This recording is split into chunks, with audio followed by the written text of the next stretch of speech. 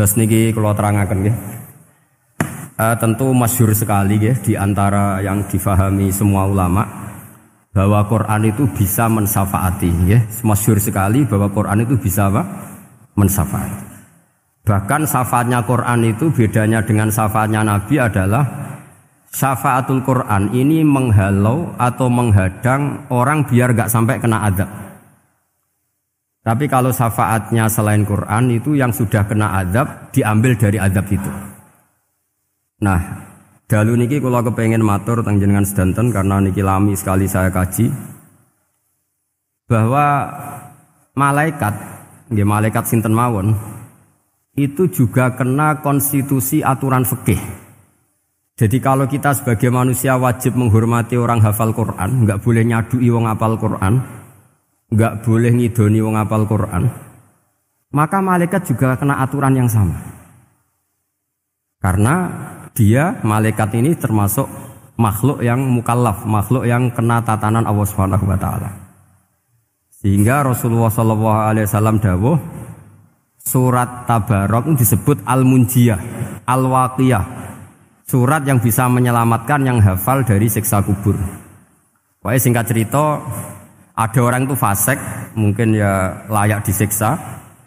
Pas sampai disiksa malaikat, surat Tabarok muncul menjelma sebagai seseorang.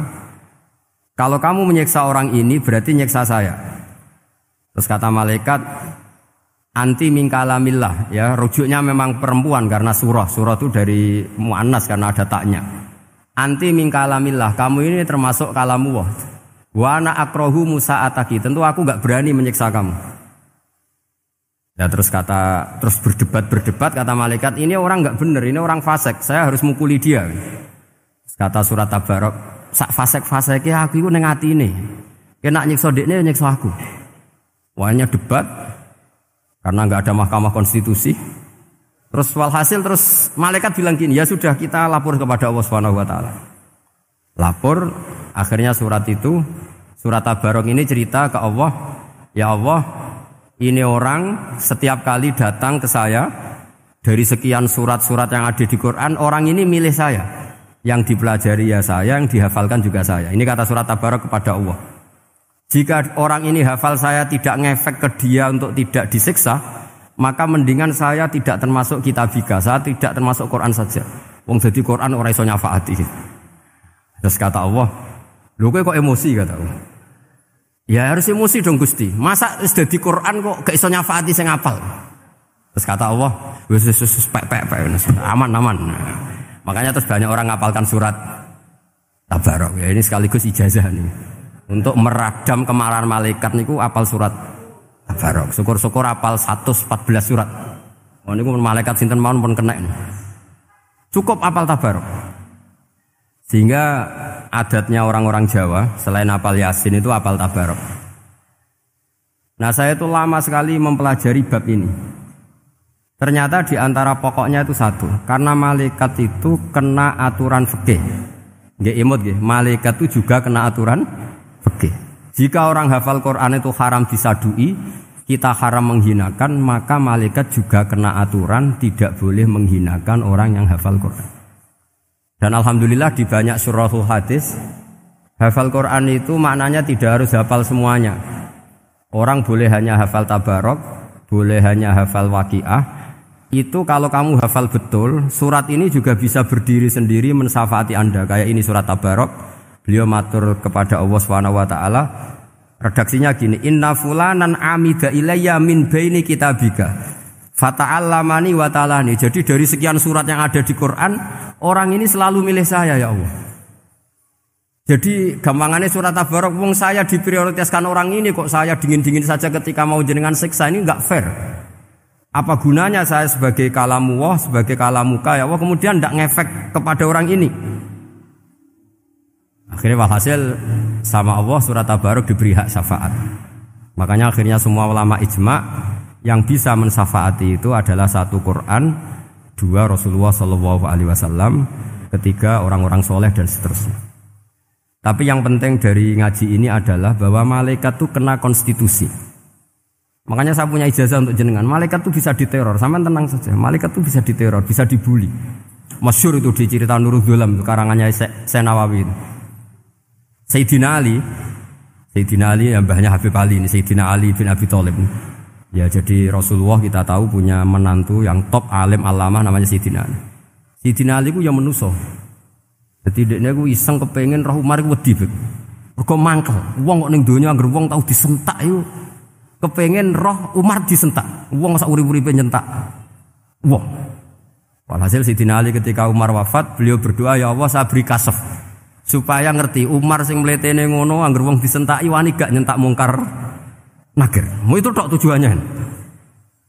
Nah, karena Sayyidina Ali itu orang yang luar biasa, walhasil dituruti mbek pangeran kasaf. Wasaf melihat mungkar nakir datang itu matanya kalkidril ghali kayak apa panci sing menganga. Oh seru. Umar baru bangun dari kubur. Sayyidina Ali sebenarnya ingin melihat kalahnya Umar sebetulnya, niatnya itu ingin melihat kalahnya Umar. Ternyata Umar tersinggung, langsung berdiri. Hei malaikat, kamu itu harus punya akhlak. Kamu tahu saya siapa? Saya ini temannya kekasihnya Allah. Yang diandalkan temannya bukan dia. Jadi bolehlah neror malaikat itu boleh. Kamu tahu saya ini siapa? Saya ini temannya kekasihnya Tuhan, kekasihnya Allah. Ya ke sapa? Kancane Nabi Muhammad. Itu panik mungkar nakir. Panik terus matur Allah, ya Allah ini ada orang yang saya teror malah saya diteror. Siapa dia? Umar, temannya kekasihmu. Kata Allah, yo kowe iku yo sing di akhlak sithik mosok ambek kancane Nabi gitu. Semenjak itu terus sopan jawab mungkar nakir. Tapi Sayyidina Ali gagal ngelihat Umar kalah.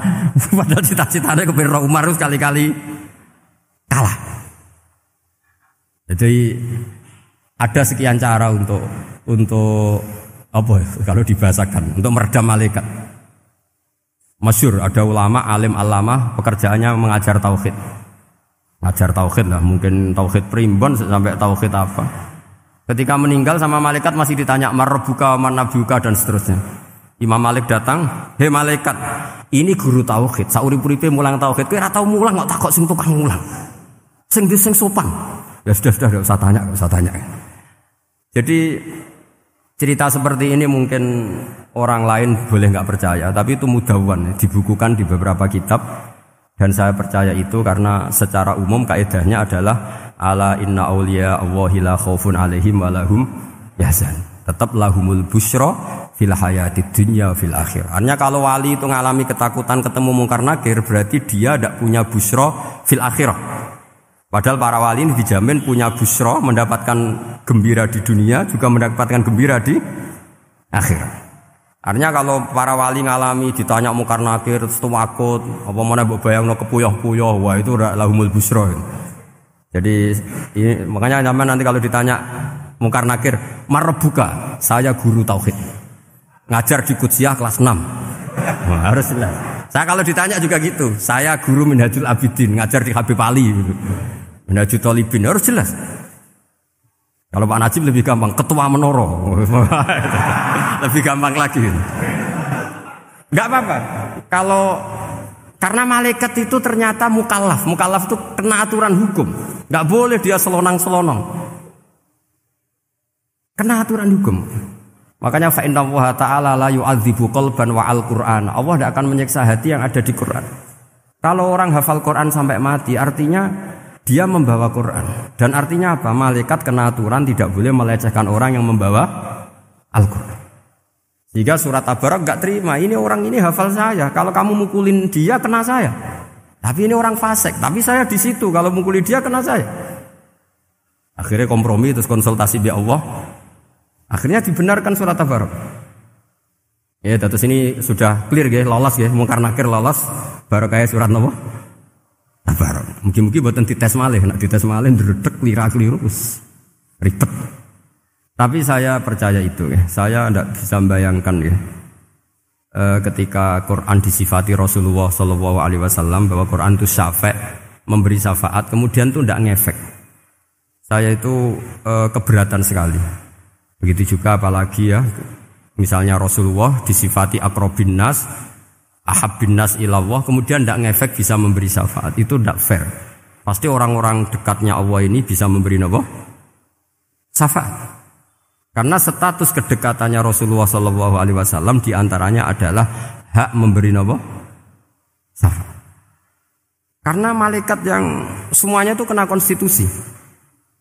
Saya punya kitab Syarahnya Bukhari banyak saya punya.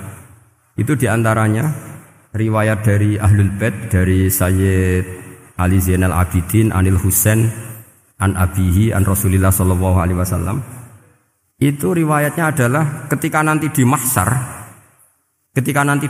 itu ya tidak usah kamu bayangkan ya karena ini bila kaifin walan hisorin. Itu Nabi diantara Jibril dan Allah. Kemudian tentu yang akan masuk surga itu orang-orang yang sudah jelas surganya kayak para nabi, para wali, para habaib, para orang-orang pilihan itu jelas surganya.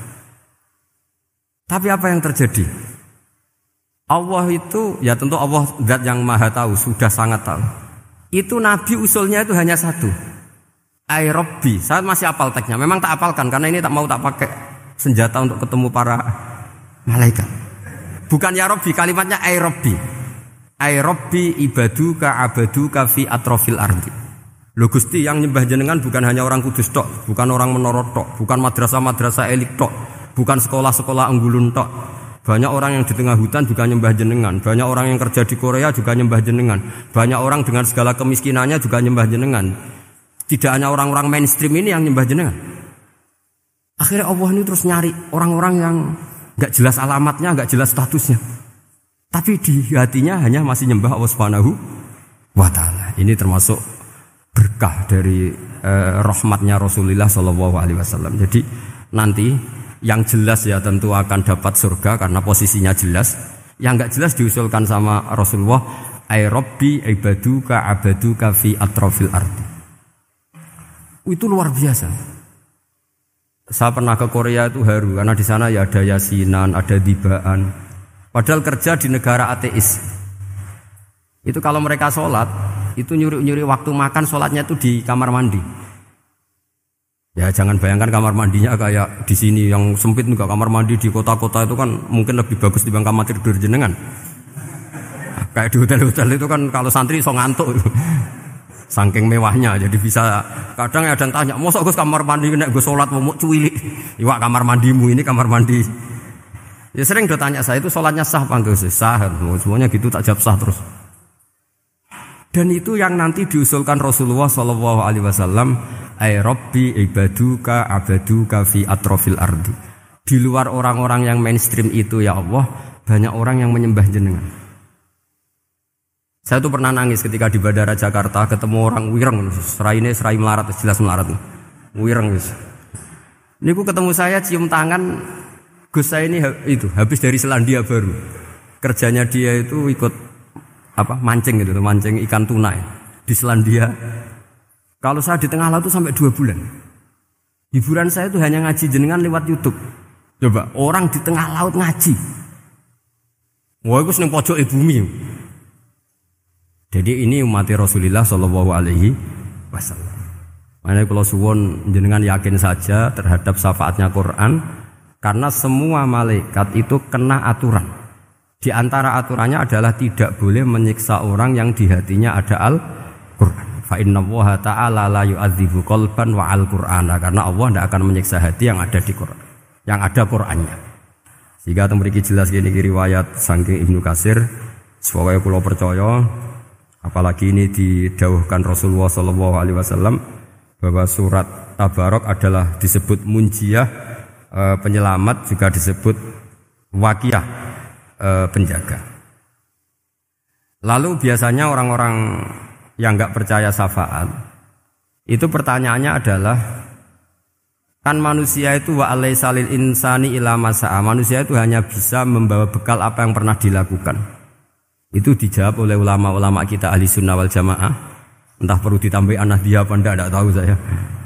Saya ini kata orang banyak termasuk pengurus PBNU, tapi saya itu tetap enggak pati srek. Kalau ahli sunnah saja, tidak usah ditambahi an-nahdiyah. Karena nanti malah tidak global ini, ahli sunnah kok lokal ini jadi ribet. Ya tapi kalau kita di Indonesia ya ditambahi an-nahdiyah tidak apa-apa. Karena mau tidak mau memang dalam hal ikramus sahabah mungkin kita dengan Wahabi itu sama-sama ikramus sahabah. Tapi dalam hal percaya wasilah kita ini ada miripnya dengan Syiah, karena Syiah percaya wasilah, NU percaya wasilah. Tapi dalam bab ikramu kulli sahabah Beda kita dengan Syiah, fa innas Syiin itu ada sahabat yang dihormati, ada yang enggak. Akhirnya terus kita karena itu terus bikin ahli sunnah Ahmadiyah, karena Wahabi itu ya ahli sunnah tapi enggak percaya apa? Wasilah.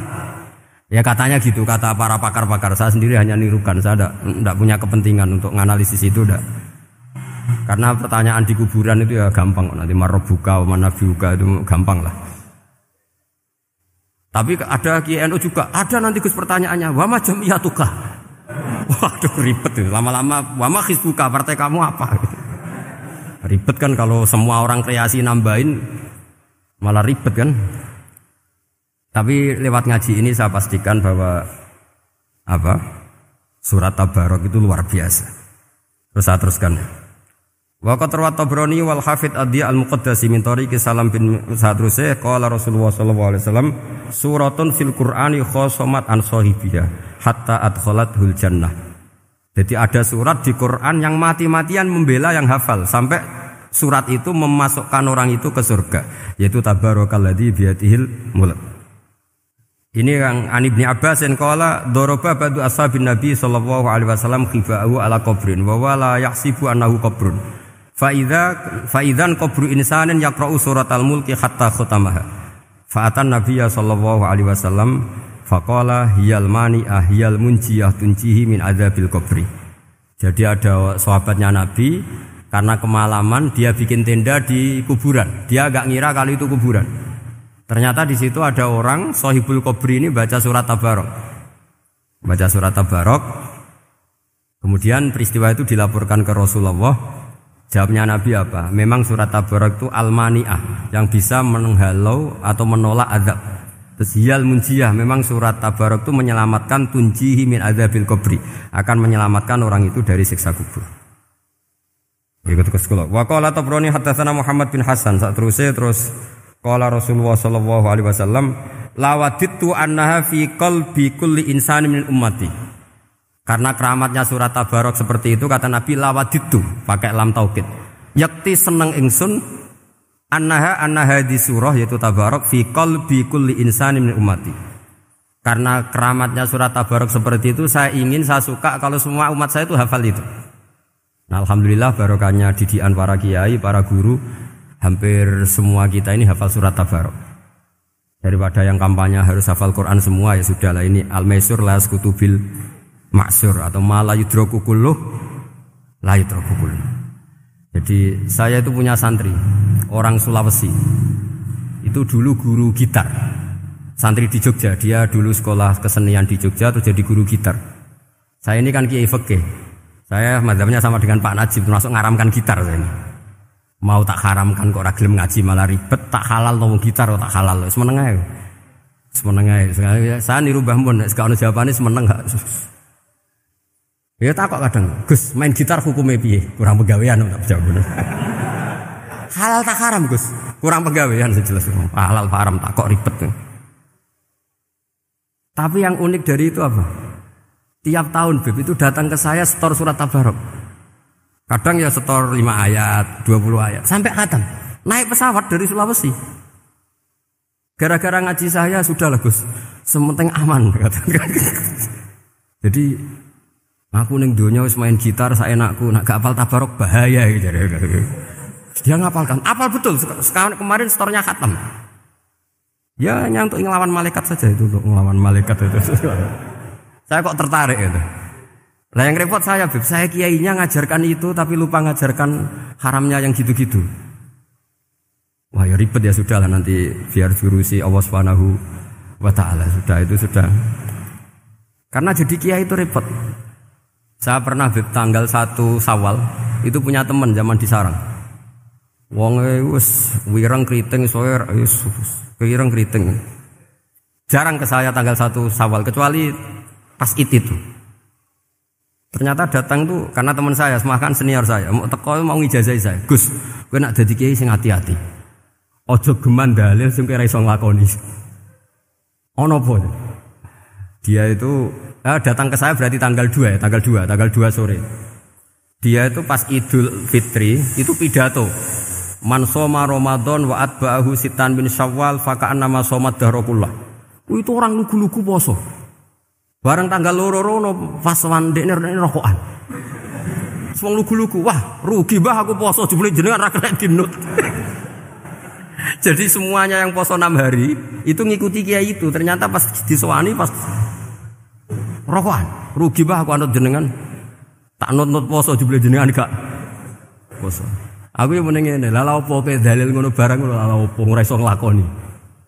Makanya ini hati-hati para kiai, nek dalil sing ora iso nglakoni ora usah. Nak khutbah id ora usah cerita poso 6 hari, kok malah diciri orang. Ya cerita wae wong nak berposo dosane di sepuro insyaallah, pokoke yang gampang-gampang saja. Nak dolan ning gone wong awan-awan dosa ganggu. Nak ra dolan sombong gak gelem silaturahim. Wae ngomong yang umum-umum saja. Jangan dalil poso 6 apa? Hari. Itu sekali ada yang nganut ternyata kamu ndak bisa, wah itu repot. Ya jadi saya berharap sekali keyakinan guru-guru kita bahwa Al-Qur'an mensafaati itu kita terima. Kita terima an ilmin wa an bayinatin wa an hujatin. Kita bukan sekedar terima karena itu dawai guru enggak, tapi satu bayinah. Yaitu logikanya adalah malaikat itu mukallaf. Mukallaf itu kena aturan hukum. Jika manusia kena aturan hukum harus menghormati orang hafal Quran, maka malaikat juga kena aturan yang sama. Yaitu harus menghormati yang hafal Quran. Jadi boleh kamu nanti ketemu malaikat mungkar nakir, sertifikat Iqra khatam, qiraati khatam. Syahadah saya hafid terbaik. Ya supaya dia enggak sembarangan nyiksa kita. Wah aku yakin mesti gak wani, yakin. Jajal sebenarnya. Tapi sampean matur, ojo tes tapi. Karena sekali dites bulet sebenarnya. Ya jadi ini jelas ya dawuh Nabi ketika cerita keramatnya surat Tabarok, dawuh Nabi lawaditu annaha fi qalbi kulli insanin min ummati. Waqat rawa hadal hadis Abd bin Humaid fi musnadihi bi absato min hada. Faqala ada yang cerita lebih detail di riwayat itu fa innaha al munjiyah wal mujadilah tujadilu auto khasimu yaumal qiyamah inda rabbiha liqairiha. Nah ini lebih gampang lagi. Surat Tabarok itu mati-matian bela yang baca. Semoga riwayat ini yang benar, bukan li hafidhiha tapi liqairiha. Sampeyan milih riwayat yang hafal apa yang baca? Baca apa hafal? Baca apa hafal? Korupsi kabeh guys. Jadi ada riwayat itu tujadilu autu khasimu yaumal qiyamah inda rabbiha liqari'iha. Bagi yang baca tidak harus hafal. Wa tatlubulahu ayun jiyahu min adzabin nar wa yunjiya biha utawayan sahibaha min adzabil qabri. Jadi surat ini akan mati-matian bela yang membaca. Tadi kan riwayatnya hafal, jadi saya terjemah hafal terus. Akhir-akhir kok ada diskon cukup baca ya ini tak ganti karena ini demi jenengan tak cari riwayat paling gampang. Sebetulnya ini enggak etis ya. Kayak ilmu pesanan. Ya tapi ya sudah memang ada riwayat apa? Liqariha. Akhirnya Nabi ya lagi-lagi menutup dawuh lawaditu annaha fi qalbi kulli insanin min ummati. Saya suka lawaditu itu pakai lam li taukid itu. Lawaditu annaha fi qalbi kulli insanin min ummati. Tapi saya suka sekali kalau itu ada di hati semua umatku. Artinya gini, dari sekian riwayat sebetulnya itu kuat riwayat yang hafal. Karena Nabi selalu menutup dengan ngendikan saya suka kalau itu ada di hati, selalu ada di hati. Itu artinya hafal apa baca? Yo menengah sampe pucat kandhani kok angel temen. Hafal apa baca? Lawaditu annaha fi qalbi kulli insanin min ummati. Itu hafal apa baca? Hafal. Ya berarti hafal. Ini yang hafal Tabarok berapa? Semua ya? Hafal semua? Aman berarti, no? Jadi kulo niku gak ada kitab banyak tentang usul fikih. Sebenarnya kepentingan saya itu bukan masalah usul fikihnya, tapi kepentingan bahwa konstitusi ilmu, saya ulang lagi konstitusi ilmu yang difahami ulama ummati Rasulullah sallallahu alaihi wasallam itu ternyata fa innahu ta'ala bahabihim al malaikah. Allah itu bangga sekali dengan para malaikat. Makanya kamu harus ngaji usul fikih, ngaji apa saja. Karena malaikat itu tidak bisa mikir gak jenengan, yang bisa mikir itu jenengan. Sehingga ketika presentasi cara bahasa sekarang, termasuk keramatnya Imam Amudi, itu ada cerita ini ada di Nailul Ma'mul kalangannya Syekh Mahfud At-Turmusi. Imam Amudi itu ulama top, tapi dia ngajarnya itu matematika. Jadi ulama nggak ngajar tauhid, nggak ngajar tarikh, nggak ngajar pesolatan, tapi ngajar matematika. Akhirnya, tapi di hatinya ini, makanya ulama itu punya sirri bisirri asrorihim al-fatihah itu ya di sini. Di hatinya itu menurut dia, ilmu paling efektif untuk menjelaskan logika tauhid itu ya matematika. Singkat cerita, ketika ketemu para malaikat, ngendikannya Allah, ya Amudi, kenapa kamu sering belajar matematika? Li tauhidika ya Rabbi, supaya saya mentauhidkan engkau. Ajari para malaikat. Jadi malaikat dipanggil semua sama Allah. Hei waya malaikat, hei para malaikatku, dengarkan kajian Imam Amudi. Dengarin semua. Dia nerangkan di bor hanya sedikit. Nisbatus naini wa arba'atin wa khamsin sampai terus ilal wahid, semuanya nisbatul far'i ilal asli. Wes aku gawe angka cek 1 juta cek 1 miliar, tetep awalnya iku siji. Mbok donya jumlahe cek alam galaksi cek planet wes santek. Tetep asal usule siji. Kabeh iku pengembangan nisbatul far'i ilal asli. Liyane zat sing wahid iku kabeh far'un, cabang mintil kal wahdah. Malaikat manduk-manduk kabeh ya, kabeh iku kok Allah.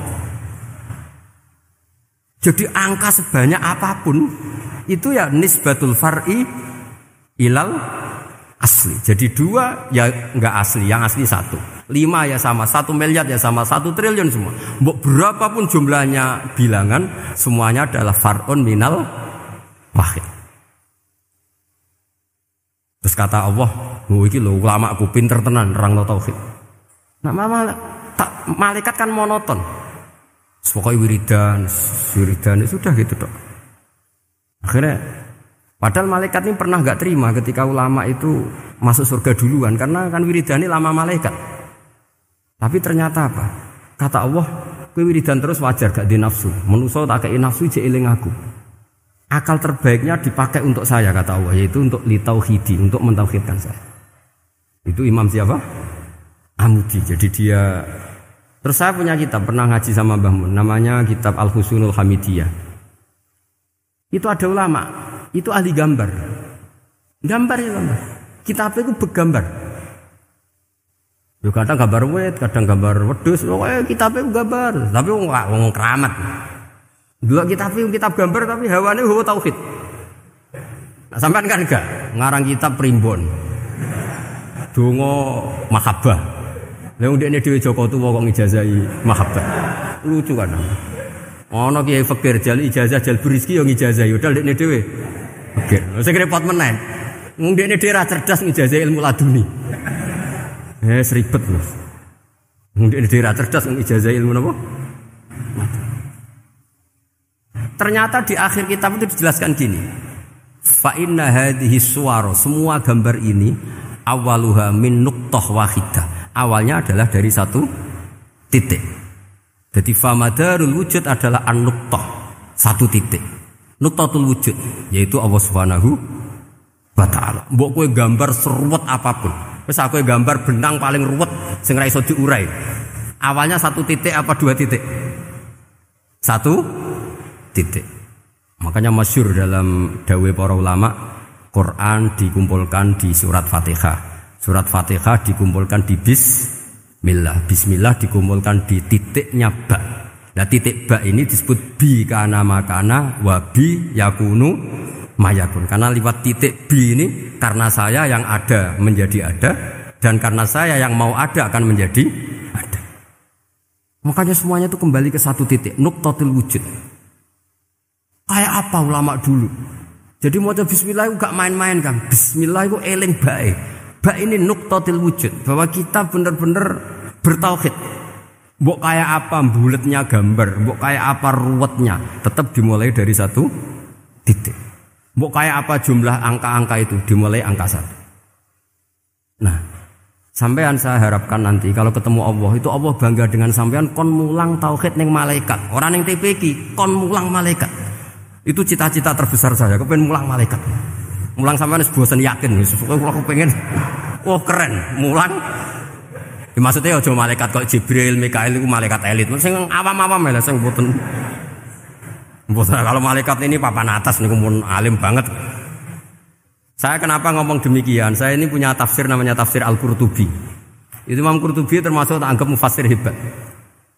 Beliau ketika ngendikan wa idz qala rabbuka lil malaikati, saat terus walhasil malaikat itu terus protes ataj'alu fiha may yufsidu fiha wa yasfikud dima. Itu kan ada pertanyaan di tafsir itu. Bagaimana mungkin malaikat itu protes kepada Allah padahal malaikat itu terkenal loyal sama Allah, enggak pernah intervensi, enggak pernah gugat. Kenapa ini kok ada cerita malaikat kok gugat atas alu?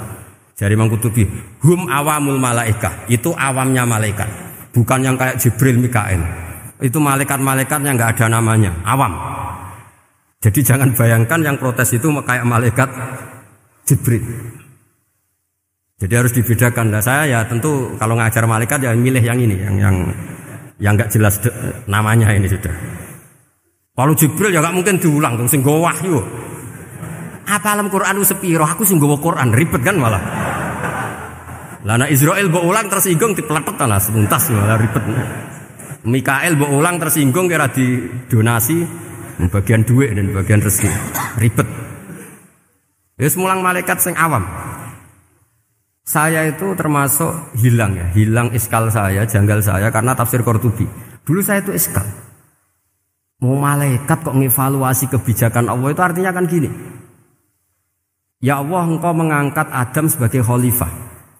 Padahal potensi Adam itu adalah ifsad. Ya, ataj'alu fiha may yufsidu fiha wa yasfikud dima. Kata malaikat, wa nahnu nusabbihu bihamdika nuqaddisu lak. Itu kan paradok, kalimat yang paradok. Paradoknya begini, ya Allah tolong evaluasi engkau ngangkat Adam sebagai khalifah. Potensi Adam adalah merusak bumi. Wa nahnu nusabbihu bihamdik, kita ini selalu mensucikan engkau. Loh, itu kan paradok. Kalau mereka mensucikan Allah, artinya mensucikan juga min ihtimalil khata'. Mensucikan bahwa Allah itu tidak mungkin salah. Lah ini bilang mensucikan kok. Saya mensucikan engkau Gusti, tapi kok dalam hal ini kok kayak jenengan itu salah gitu. Wong karwan Adam kok mbok angkat. Makanya Allah duka. Wong kowe ku jare maca tasbih kok ngevaluasi. Ya kan maknanya mentasbihkan Allah apa?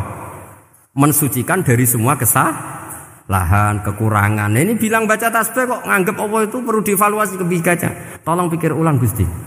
Mungkin jenengan kurang detail kan kayak gitu. Akhirnya Allah tersinggung. Masyhur itu di tafsir-tafsir.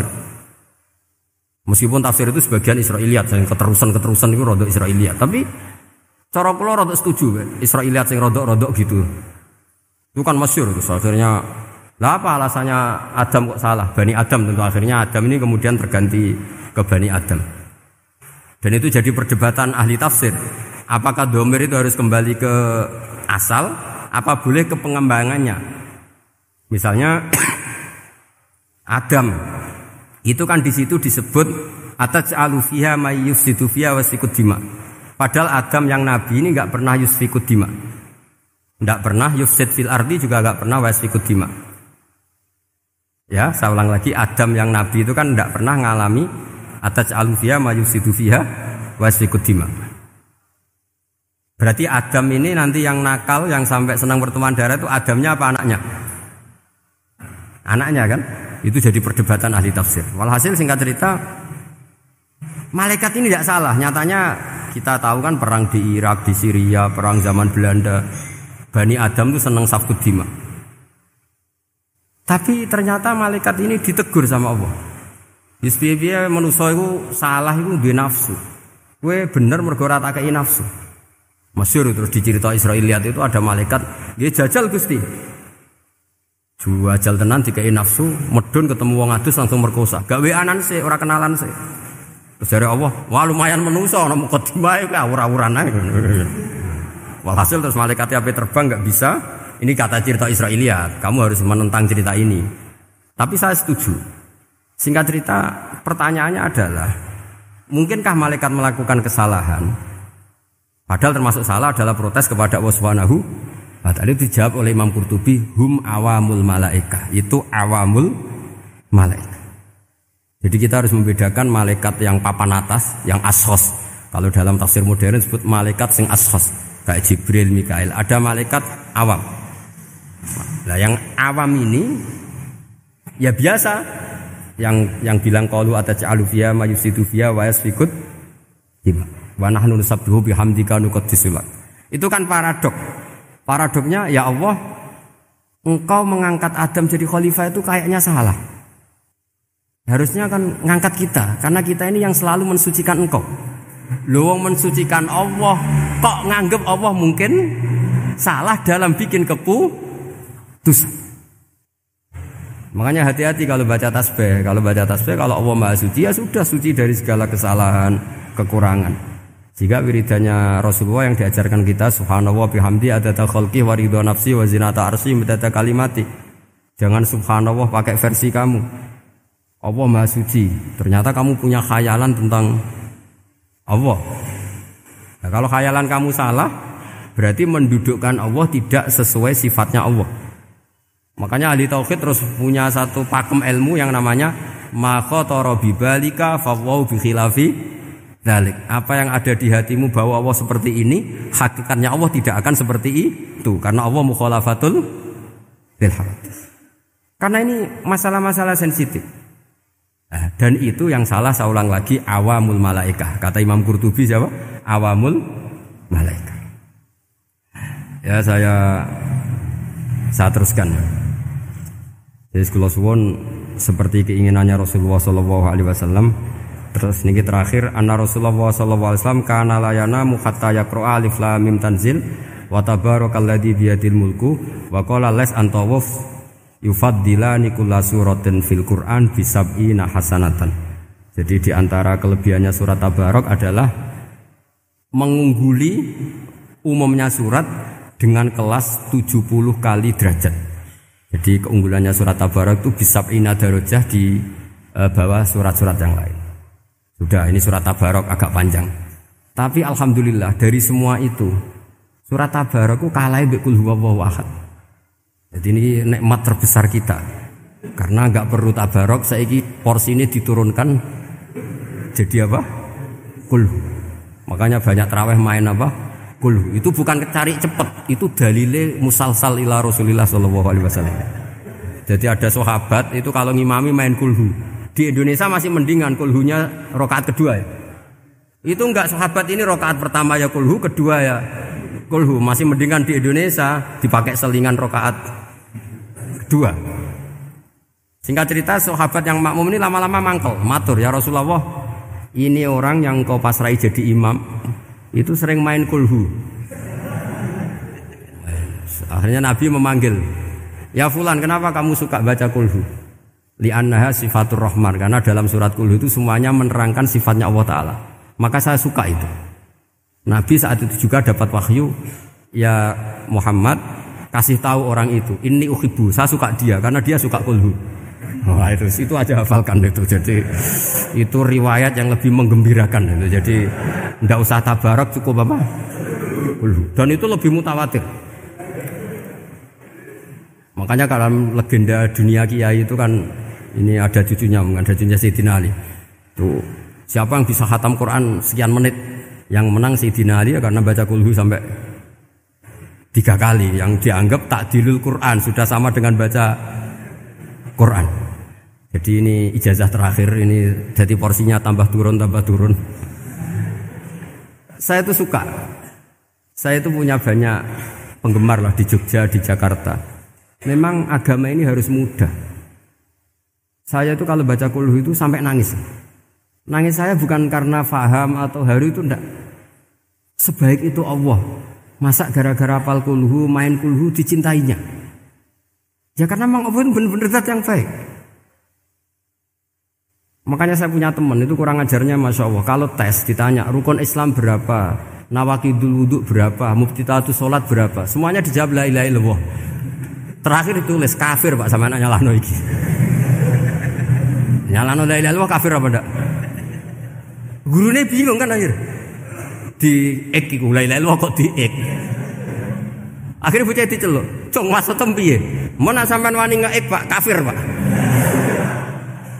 Akhirnya sugahno ribet-ribet. Pertanyaan apa saja? Ma mubtilatu sholat la ilaha illallah. Nah gitu wudu ya. Tapi jangan tiru lho. Lah gurune kok pengen ek wani kafir. Siapa yang berani ngeek la ilaha illallah? Ya ana meneh sing buweli. Sanging belinge disurati wong tuane. Kalau nu mondok sarang era kuno, jadi ijek lugu wong. Surati wong tuane, kowe gak susah, wong tuamu disurati. Tenang ya Gus, bapakku buta huruf.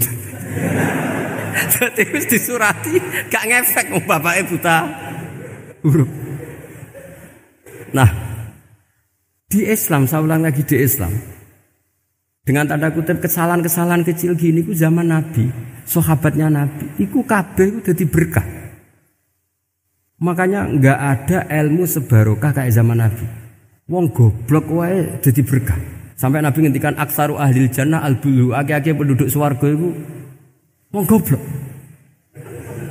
Mergo wong goblok iku piye? Apa dimangkeli iku ya gaweane pangeran. Nabi itu pernah disomasi wong goblok. Itu ya piye? Nabi kan cerita kiamat tuh gini. Yang kemarin enggak jadi itu. Kiamat di Indonesia kan berapa kali ya? 999 terus 2000 berapa? 12 terus Jumat apa kan sering mau ada kiamat tuh. Saya sering ditanya tamu, "Gus, ngenteni kiamat teng pundi? Enteni ning kene barang aku aneh-aneh." Wong karuan layak alamuha illahu bokas-bakas. Nak misalnya tenan piye, Gus? Ya tenan sing entek kowe sik, anak aku gak. Wah, sesuk tak ngenteni kiamat ora sida kiamat. Aneh-aneh. Saya ulang lagi. Ketika Nabi cerita dasarnya kiamat itu sahabat itu enggak mikir. Padahal mereka orang-orang pinter. Si mikir wong desa, Mas. Ya Rasulullah mata sa'ah. Engkau itu cerita kiamat terus tapi enggak jelas tanggalnya. Lalu itu kapan? Wah, kaget sahabat. Oh, pinter juga. Kalau cerita itu ada tanggalnya dong. Ini kan cerita terus tapi enggak jelas tanggalnya. Apa diamuk wong desa? Ora diamuk mangkelno. Nabi meneruskan tentang ahwalil kiamah, masih nerangkan ahwalil kiamah. Dibaleni lagi. Ya Rasulullah mata sa'ah. Lalu kiamat itu kapan? Ini kalau ijazai, jadi bodoh tapi untuk ridhanya Allah Ta'ala. Pun, kalau lah kadang jadi wong pinter gak nyesal. Ribet. Dikongkon Pak Najib barang ini akhirnya. Gara-gara pinter. Padahal kok ya wong bodoh lah mlebu swarga, ribet kan? Direwangi dadi wong alim, sebelum kok wong bodohne ya melok mlebu swarga. Wong gelombang kedua itu pengumumannya siapa pencinta Nabi, pencinta wong alim masuk swarga. Yang pertama seleksinya agak ketat. Yang kedua itu ya muhibbin mun cukup mun. Jadi sebenarnya swarga ya ketemu wong ra jelas-jelas nih. Wah repot ya. Akhirnya ketika Nabi gak jawab, sahabat itu banyak yang analisis kariha maqala, lam yasma, ada yang bilang lam yasma. Memang Nabi tidak dengar. Ada yang analisis sami'a wa kariha maqala. Sebenarnya Nabi itu dengar tapi gak suka karena pas khutbah di-cut, diinterupsi. Karena diulang-ulang lagi akhirnya akhirnya Arabi tadi mengulang-ulang lagi. Akhirnya Nabi jawab. Karena Nabi itu orang yang sangat pintar jawabnya. Ma'atatalaha. Kamu kok berani tanya kiamat kapan, persiapan kamu apa? Fawawahi ma'atatulaha kabira sholatin wala siyamin wala kada wa kada. Walakinni uhibbuka. Cek menang ya pede. Apa Nabi tanya persiapan saya? Oh, kalau sholat saya biasa kok bangga. Wes wong desa biasa kok. Fawawahi ma'atatulaha kabira sholatin, saya sholatnya biasa, puasa biasa. Maksudnya sing wajib-wajib tok lah, ndak aneh-aneh. Tapi walakin uhibbuka, tapi saya ini mencintai engkau. Apa jawabannya Nabi? Almar'u ma'aman ahabba. Dan itu melegenda seluruh dunia, baru kayak Bedui. Jadi semua orang yang hafal hadis almar'u ma'aman ahabba atau anta ma'aman ahbabta, itu barokatu hadal Badui, karena berkahnya orang Bedui. Dan hadis itu mutawatir karena dikatakan Nabi ketika khutbah, orangnya banyak yang hadir banyak. Barokahnya orang Bedui, gak disopan santun. Mukjizatnya Nabi seringnya gara-gara orang Bedui. Nabi khutbah. Wis khutbah cerita akhirat, cerita kebaikan. Ya Rasulullah, kok khutbah mohon bakas akhirat kebaikan. Sekarang itu tidak ada hujan, halakatil amwal. Sekarang harta hilang semua. Hewan-hewan sudah mau mati semua karena apa? Kekeringan. Mohon jenengan rasa bakas niku, pun jaluk udan mohon. Nabi langsung Allahumma wah langsung udan tuwurs. Nak jare ulama lah mbon Nabi borodok gelos putih udan seminggu nganti akhirnya sapine iku gak mati krana kehausan tapi kelentir. Parani nek Nabi ngene ora krasa salah paren ya Rasulullah. Wong kula njuk donga udan ben ra mati saiki mati tenggelam. Mun lereni santai wae. Ya, saya minta doa hujan supaya hewan-hewan itu bisa minum dan seger. Dan ini malah do kelentir. Akhirnya Nabi itu nuruti meneh. Allahumma hawalena wala alena Allahumma alal akam wa dzirab terus. Itu wong desa. Betapa barokahnya wong desa iki orang tahu. Betapa Rasulullah itu sekali ngendikan alam itu harus tunduk. Jadi min mu'jizati Rasulullah sallallahu alaihi wasallam itu sekali ngendikan alam itu harus ngikuti. Jadi Nabi misalnya ngendikan hujan, itu panitia hujan, malaikat hujan harus nuruti. Nabi ngendikan berhenti juga harus berhenti. Makanya enak jadi Nabi itu. Tapi kamu nggak mungkin sudah tutup, sudah tidak mungkin. Makanya Nabi itu pernah minta dalam satu maidah, ya fulan saya ambilkan dirok. Dirok itu kaki kambing yang depan, diambilkan. Ambilkan lagi, diambilkan. Ambilkan lagi ya Rasulullah, bukankah kambing hanya punya dirok dua, kaki depan dua. Andaikan kamu bilang iya, maka akan selalu ada dirok selagi aku minta-minta. Karena alam ini akan mengikuti. Jadi Nabi misalnya mau dahar gitu ya. Kok Nabi ngendikan ya Jabir ini jangan kamu entas, yang entas harus saya. Ini cukup untuk makan orang banyak. Nabi sekali ngendikan cukup. Nasi ini punya konstitusi, harus cukup. Karena Nabi ngendikan cukup. Itu hebatnya Nabi. Beliau punya spesial. Alam ini harus nurut sama beliau. Makanya disebut wadhabu wal ghazala yasadani laka birrisalah. Semuanya itu harus tunduk. Nah, akhirnya syafaat-syafaatnya Nabi itu gara-gara wong desa-desa. Saya itu pengagum wong bodoh ya, termasuk hadisul Arabi tadi. Ada orang desa tanya, ya Rasulullah nanti kalau saya mati itu yang ngisap siapa ya? Allah ya. Wah bagus lah, terus mulai. Barang mulai, abe guyu. Nabi piye karpe? Dipanggil lagi. Ya Arabi, kenapa kamu tertawa-tawa terus pulang? Ya bagus lah kalau yang ngisap Allah. Selama ini hubungan sama Allah saya baik-baik saja. Tapi Nabi muji faqhu hadzal Arabi, wis pinter kowe cong. Terus pernah lagi ada orang Bedui tanya, hal yadhakur rabbu ya Rasulullah, apakah Tuhan itu pernah senyum, pernah tertawa? Naam, kata Nabi, ya pernah. Lan na'dima min rabbin yadhaku khairan. Kalau Tuhan pernah senyum, pernah tertawa, wah orang kalau pernah tertawa itu pasti baik. Ya baguslah, enggak apa-apa. Jadi makanya ini unik ya, Islam itu agama yang unik. Agama yang berkah, yang alimnya ya ketulungan, yang bodoh juga ketulungan. Karena memang agama ini untuk semua, lil alamin, untuk semua. Maka kata Imam Ghazali, Allah mengutus Nabi itu diutus ke raja-raja, diutus ke pedagang, diutus ke aromil, diutus ke fuqara, diutus ke birokrat, diutus ke apa saja. Ila jami'i sunufin nas, ila jami'i asnafin nas. Bahwa semua yang mengapresiasi kenabiannya Nabi itu mulai raja, pedagang, PNS, birokrat, orang miskin, orang apa saja mengapresiasi dakwahnya Rasulullah sallallahu alaihi wasallam. Al-Fatihah.